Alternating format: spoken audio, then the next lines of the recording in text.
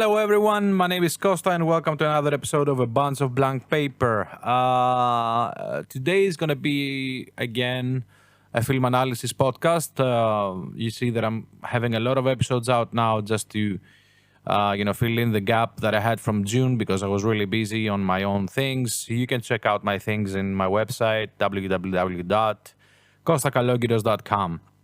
For upcoming workshops, very fascinating workshops about writing your feature film and creative writing and a lot of stuff that you can join us also and join a nice group of creatives and be with us and do stuff. So today I decided to make a pause in my Synecdoche New York podcast. We are already in part 2, so there's another last part that's going to come, part 3, that I'm going to analyze Synecdoche, New York by Charlie Kaufman. So I'm going to make a podcast today regarding, again, Charlie Kaufman, but his new film that is on Netflix, and it's called I'm Thinking of Ending Things, which is an amazing, again, film by Charlie Kaufman. I've said so many times about Charlie Kaufman that he is a genius in what he's doing, and he's creating a totally different world. His own world, actually not different, but his own world 100%. And he's diving in and getting into some subjects that are normally, really tough to discuss with friends. And, especially the younger you are, you don't want to discuss about these things. For example, loneliness and death and all this miscommunication we have in our lives and stuff. So by watching this movie 3 times, third time yesterday with my friend Nikos Papoutsis, I decided to make a podcast because I think that the third time that I saw it, I'm definitely sure what's going on, and I just wanted to share it with you. So let's dive in. Charlie Kaufman's theme on this one is loneliness. I think that this is the main thing that he's discussing about. Straight ahead from the beginning, you can see that he's putting Jake. The story is about Jake. I don't know if you haven't seen it, don't listen to this podcast. Just see it and then listen to this podcast. Jake is actually a janitor in a school. And we can see that in the beginning, that he's actually looking out of the window. And then we see Lucy, his imaginary girlfriend, that actually is looking above, is looking on the top, like he's looking on the window that actually the janitor, Jake, looks out from. So we can see that he's old, very old, and he's looking outside the window. And then we see on the streets Lucy, a nice young girl, looking up there. So we see immediately a connection. We establish a connection between them. So immediately Jake comes younger, like in his 40s, with a car to pick her up, to go to her, see his parents. The moment she enters the car, the dialogue is really faded back. So you can't actually hear, it's like really low. The volume is really low. So right from the bat, we understand that this is actually what he wants to do there. He's like explaining to you that this is again a dreamlike reality that Charlie Kaufman made. Now, in the beginning, I was not that sure, because when you see Jake, he's behaving a little bit like a dog, because they're talking about stuff in the car. It's a 20 minutes drive. It's a 20 minutes drive for us also. It's a real time 20 minutes drive in the car going to his parents. But in there, we hear some stuff about the dogs and diseases of dogs, and he has a bit of saliva on his lips. So this led me to think that maybe he is a dog. But then when they reach the house also, when they reach the place of his parents and they go out, they start waving at each other from the window. The mother was on the top of the house waving outside. And Toni Collette, she's amazing. She's amazing. I wouldn't be surprised if she's an Oscar candidate. She's amazing to the parts that she plays. And then they wave, but there is a snowstorm, and instead of getting in the house immediately when they exited the car, he says to Lucy, let's go for a walk. I want to stretch my legs. So up to that point, I thought that he was a dog, actually, because stretching the legs and going for a walk outside the house and doesn't want to get in the house. It's like dogs. When you take them out for a walk, they don't want to go in. But that was a false thing. It wasn't the thing that happened actually in the film. So there is a conversation in the car that's really interesting and also really sad at most times. But what he's doing, Charlie Kaufman, is that he's putting the shy Jake, that he never had a girlfriend in his life because he was really shy and maybe he was also ugly, let's say, sort of, talking to his girlfriend, his imaginary girlfriend, about interesting stuff. So this is what he wants to do in his life. Talking about interesting stuff with a girlfriend that he has. So they're talking about poetry, they're talking about many things. And also a clue that he gives you all the time that this person doesn't exist, the girlfriend doesn't exist, is that you see many times the girlfriend, Lucy, changes names. So there are a lot of nicknames you see. It's Lucy, it's Lucia, it's Luisa, and then sometime in the movie, she's also Ames, like Amy, but the way you would be calling your girlfriend, like Ames, what's up, So she changes a lot of names. She changes a lot of professions, like like he's describing a girlfriend, ideal girlfriend, and then another ideal girlfriend that she would have all these things. That she's a poet, she's a doctor, she's a physicist.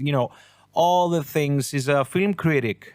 You see that when Lucy is changing to a film critic after they got the ice cream, so she starts having also a very weird old American accent, like in the 50s, like a very Hollywood. And she changes also her tone of voice, So she doesn't exist. She's an imaginary girlfriend that he takes home to meet the parents. So we also understand that when we see the parents in the house, that they are actually don't have a nice connection from the first moment that they got in the house. When the parents actually came down to meet them, the father actually doesn't, they don't even look at each other when they're waving at each other, like the, hey, hi, dad, how you doing? They don't even look at each other. And when the mother, goes to kiss him, he was feeling like kind of, like she's disgusting or something. So this immediately, straightforward, it shows to the audience the relationship he had with his parents as well, which was really, really bad. So we understand that immediately. Before that, they went to the barn before they entered the house. So in the barn, he always says life is really bad in the barn. Life can be really bad in the barn. He repeats that 2 times, and he just wants to show that he had a terrible life in this barn and this house because his parents didn't like him and they thought he was a loser and all that stuff. Jake, when they have the dinner, starts saying about the Trivial Pursuit Genus and Genius. They had a misunderstanding if it was called Genius or Genius with his mother. But you see that the portrait of Jake is like a very clever man, A very strong hint also that he never had a girlfriend is like his father always says to him, oh, yeah, finally Jake found someone. Finally Jake found someone. Finally Jake found someone. It's always like that. He always says that. Another point to make to understand that this character, Lucy, doesn't exist is the paintings that she did that are actually not hers. They are real paintings from painters that you can see actually once it goes to the basement, the real name of the painter is there. So she's not a painter, she's not a poet, she's nothing like that. It's the reflection that he wants to have for the perfect girlfriend. But the sad thing is that he never had a girlfriend, any at all.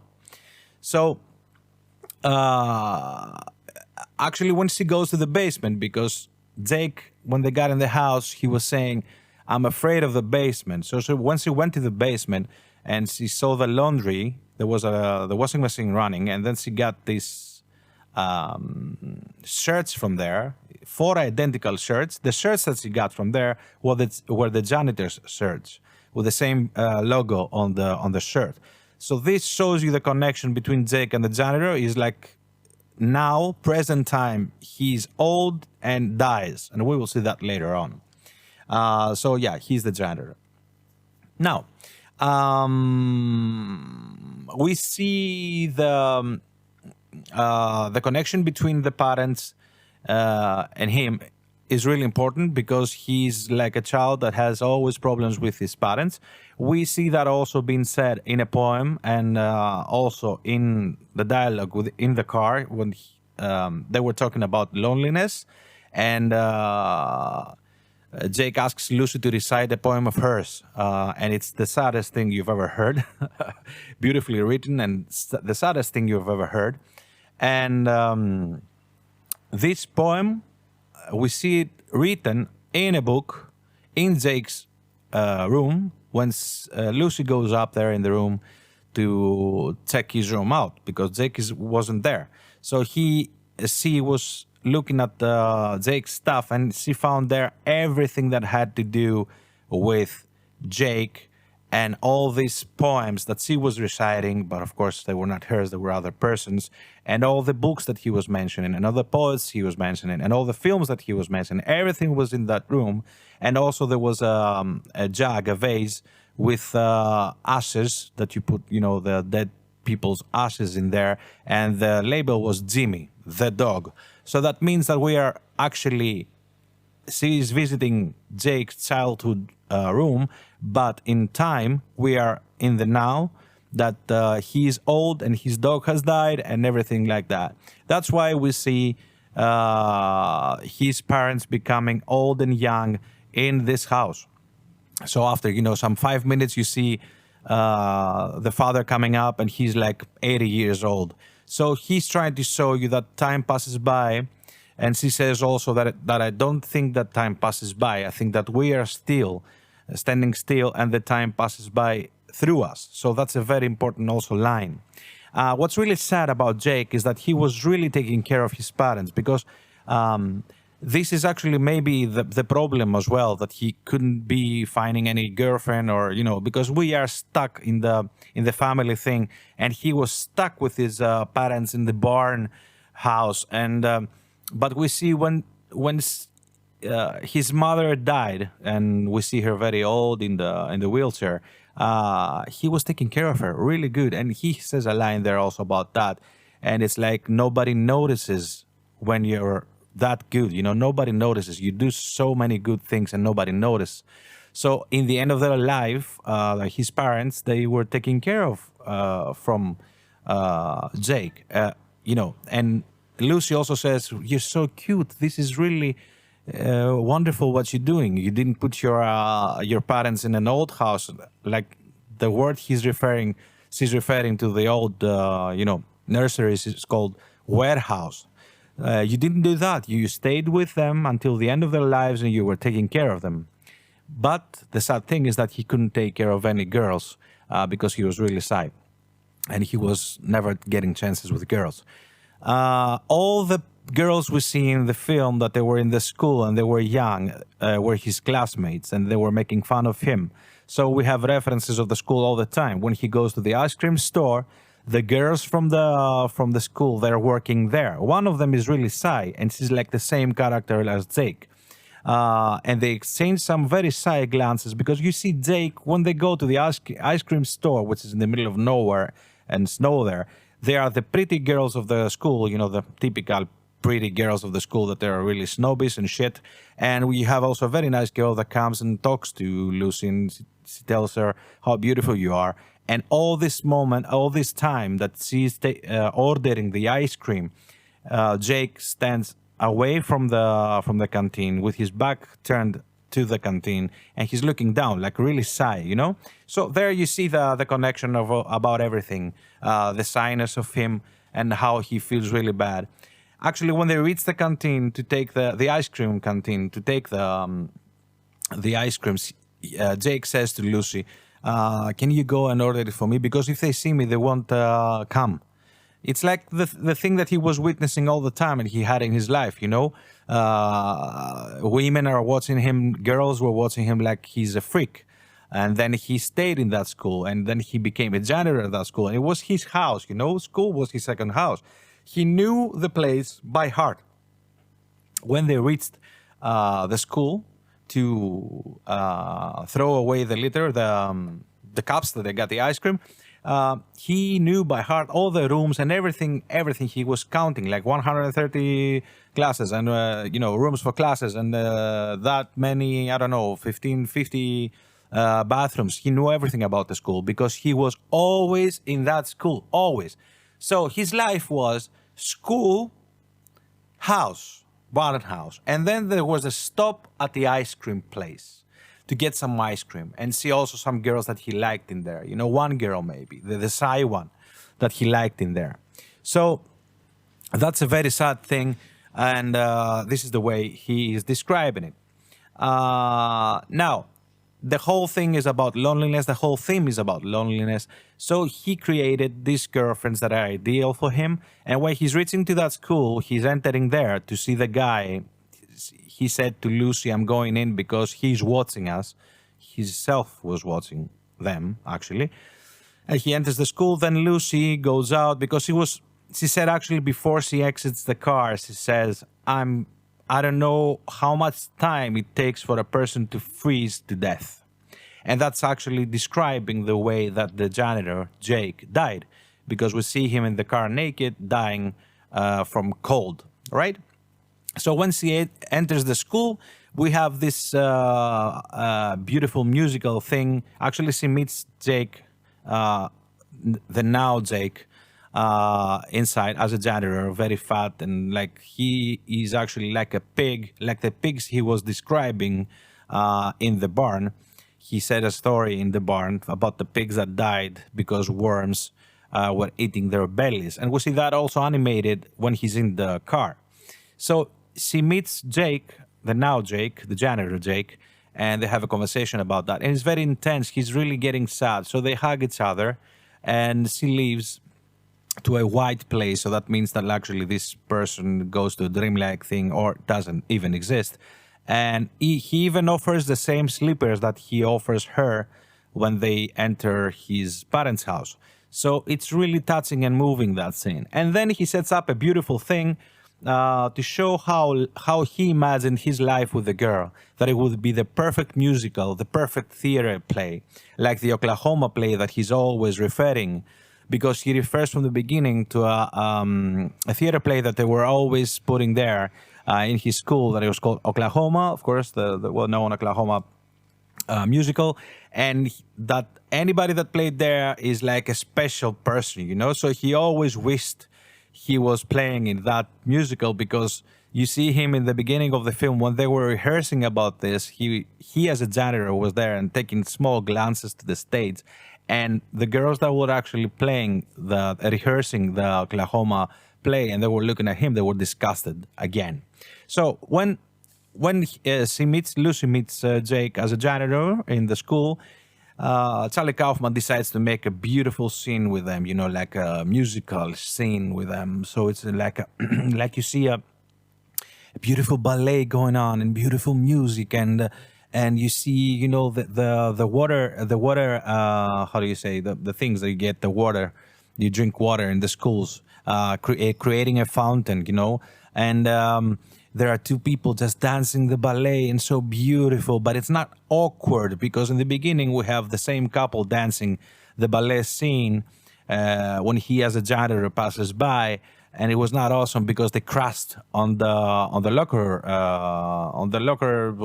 closets. Yeah, there in the hallway of the school hallway. It's the same thing, but in the end, it's not awkward. It's beautiful. They're dancing beautifully. They're dancing perfectly. The music is perfect. So we see this couple dancing, that they're wearing the same clothes as Lucy and him. So he actually creates his own musical scene before he leaves this world. And he creates that in his mind. It's so beautiful and so music and full of music and full of laughter and full of nice emotions. Then we have a nice scene that they actually go in the gym and then continue dancing there with snow starting to fall, and the sun comes in and it's beautiful. And then a janitor comes in to threaten the woman, and then they start chasing in this gym. And actually, what happens is that the janitor kills Jake. This is how he saw it, right? And he takes out these beautiful red ribbons. After that, immediately after that, we see janitor Jake, putting on his clothes and going to his car. There, the reality kicks in. It's actually the way he died. He dies in the car. So we see an animated black and white, the song of the Joker and the ice cream place. So we see that happening, completely hallucinating and psychedelic. And then the pig appears. So he takes out his clothes. He's dead already. The pig appears in animated form, and we see that the pig talks to him, and then the pig stands up because it was on the ground, and we can see actually the same belly mark that was on the barn from the worms that were eating its belly. So actually the pig leads him. He's naked already, and they start walking in the snow and in the hallways of the school. So he's leading him to his death. He's leading him to the white place, like we say that it's probably white. And they have a nice conversation, and he's naked. He looks a lot like the pig. The pig is always bleeding when he's walking there. And then we go to the final scene, which is amazing, that he actually receives his Nobel Award for the physicist, for his contribution in the physicist world. So he receives that Nobel Award, and everybody's there. All the girls that didn't like him, all the, his parents that were shit to him, everybody that was there cheering and applauding for him that he won this Nobel Award. Everybody has a makeup that everybody's old with this makeup. The makeup was making them like they're really old. And then he starts actually doing the thing that he also dreamed of. The one was to get a Nobel in physics, and the other one was to be a part of the cast in Oklahoma. So there starts a great scene that they're bringing in the barn setting behind him, and he starts singing the song of the Oklahoma musical. And that's about it. So there he died, everybody applauses, and this is the end of him. So we see a fade to blue, and from the blue we go back to the image, that it's the saddest image of the film, that the credits roll, that we see blurred. We see a beautiful, breathtaking place. Actually, it's the most beautiful place we've seen in the film up to now, because everything else was really dark. The house was nice, but it was really low, dimmed light, and not nice, in the ambience. You get so confused all the time about the things they're saying, which is one of his main themes also, the misunderstanding between people. But this setting that you see in the end is beautiful white snow, because snow is white, it's pure, and it's always something positive when you see it like that. And there's the tree and the school, but in front of that there is the car covered in snow. That means that he's dead already in there. So it's really sad when this happens. And this is how he decided to show that he's dead, and finish with this scene like really blurred. But if you stay until the end of the credits, this blur becomes a real image again. And it's, the saddest thing you've seen, but also in a beautiful landscape. So that was it. It was, more easy to understand that Synecdoche, New York, of course. But what an amazing film again. Beautiful things. Everything they say, you have to, pause the image after some time and think about it. It's really beautiful, the way he writes, the way he's a genius. He's a genius, and I love this guy. I hope you enjoyed the film. If you haven't seen it, of course, if you listen to this podcast, probably you've seen it, but it's a beautiful, brilliant film. And I think he's aiming again, not aiming, but I think he's going to be a part of the Oscars. Okay, it's a Netflix production, but who knows? And it's amazing. Fascinating stuff. Thank you very much for being with me today. And stay tuned for the next podcast, which is going to be the third part of Synecdoche. And check my website, www.costacalogrias.com, for workshops and my work. Thank you. Be safe. Peace, love, and understanding.